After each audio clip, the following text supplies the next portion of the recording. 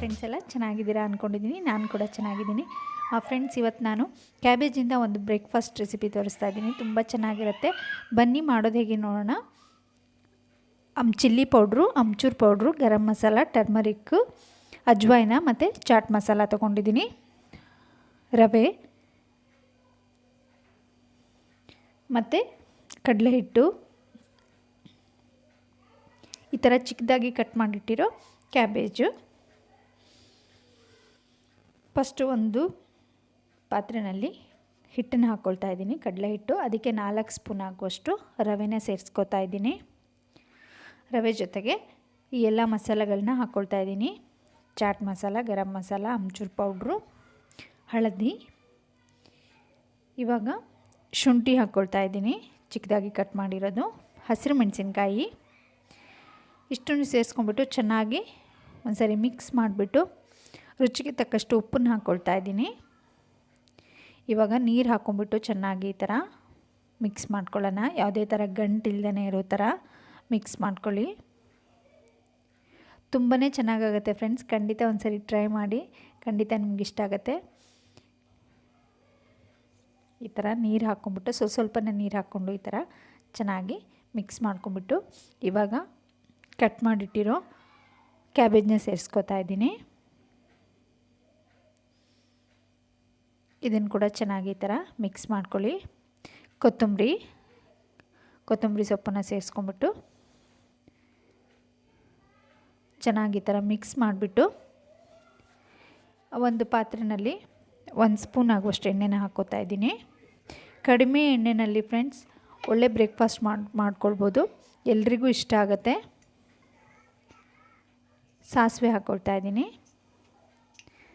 ಸಾಸಿವೆ ಸಿಡಿದ ನಂತರ ಇದಕ್ಕೆ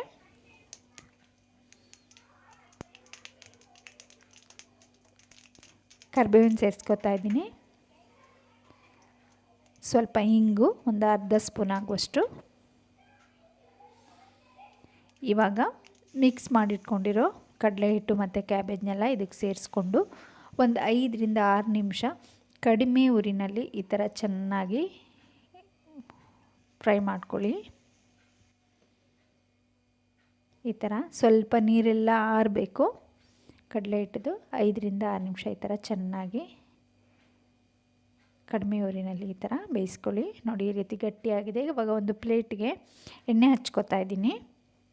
ಇದಕ್ಕೆ ಇವಾಗ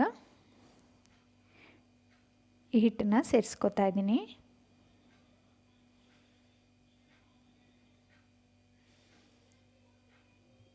ಇವಾಗ 1 ಸ್ಪೂನ್ ತೊಗೊಂಡ್ಬಿಟ್ಟು ಈ ಥರ ಎಲ್ಲ ಕಡೆ 1 ಸ್ಪೂನಲ್ಲಿ ಈ ಥರ ಕರೆಕ್ಟಾಗಿ ಸಮವಾಗಿ ಹಾಕ್ಕೊಂಡ್ಬಿಟ್ಟು ಈ ರೀತಿ ಮಾಡ್ಕೊಳ್ಳಿ. ಇವಾಗ ಇದನ್ನು ಅರ್ಧ ಗಂಟೆ ಫ್ರಿಡ್ಜ್ನಲ್ಲಿ ಬಿಡಬೇಕು. ಓಕೆ, ಇದನ್ನು ಅರ್ಧ ಗಂಟೆ ಹಾಗೆ ಬಿಡ್ತಾ ಇದ್ದೀನಿ. ನಂತರ ಇದನ್ನು ಕಟ್ ಮಾಡ್ಕೊಳ್ತಾ ಇದ್ದೀನಿ. 30 ಮಿನಿಟ್ಸ್ ಆದರೂ ಬಿಡಬೇಕಾಗುತ್ತೆ ಫ್ರೆಂಡ್ಸ್. ಫ್ರಿಡ್ಜ್ನಲ್ಲಿ 30 ಮಿನಿಟ್ಸ್ ಇಡಿ.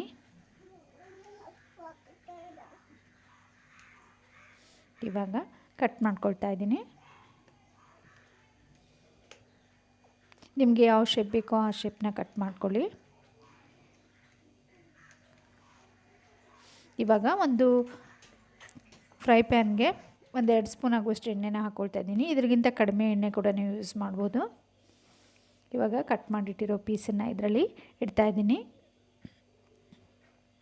ಎರಡೂ ಕಡೆ ಚೆನ್ನಾಗಿ ಬೇಯಿಸ್ಕೊಳ್ಳಿ.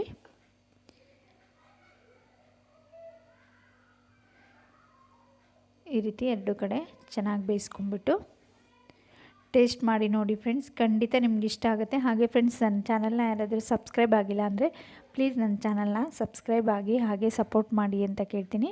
ಲೈಕ್ ಮಾಡಿ, ಕಮೆಂಟ್ ಮಾಡಿ ಮತ್ತು ಶೇರ್ ಮಾಡಿ ಫ್ರೆಂಡ್ಸ್. ನೋಡಿ, ಈ ರೀತಿ ಎರಡೂ ಕಡೆ ಬೇಯಿಸ್ಕೊಳ್ಳಿ. ತುಂಬಾ ಚೆನ್ನಾಗಿರುತ್ತೆ ಫ್ರೆಂಡ್ಸ್. ಮಕ್ಕಳು ಕೂಡ ತುಂಬ ಇಷ್ಟಪಟ್ಟು ತಿಂತಾರೆ. ಮಕ್ಕಳಿಗೆ ತರಕಾರಿ ಕೂಡ ತಿಂದ ಹಾಗಾಗುತ್ತೆ. ಓಕೆ, ಇವಾಗ ರೆಡಿಯಾಗಿದೆ. ಉಳಿದಿದ್ದನ್ನು ಕೂಡ ನಾನು ಇದೇ ರೀತಿ ಮಾಡ್ಕೋತೀನಿ. ಇದ್ರಿಗಿಂತ ಬೇಕಾದರೆ ಕಡಿಮೆ ಎಣ್ಣೆ ನೀವು ಹಾಕ್ಕೊಳ್ಬೋದು. 1 ಸ್ಪೂನ್ ಹಾಕ್ಕೊಂಡ್ರೂ ಸಾಕಾಗತ್ತೆ. ಓಕೆ ಫ್ರೆಂಡ್ಸ್, ರೆಡಿಯಾಗಿದೆ. ನೋಡಿದ್ರಲ್ಲ, ನೀವು ಕೂಡ ಟ್ರೈ ಮಾಡಿ ಮತ್ತು ಹೇಗೆ ಬಂದಿತ್ತು ಅಂತ ಹೇಳಿ. ಬಾಯ್.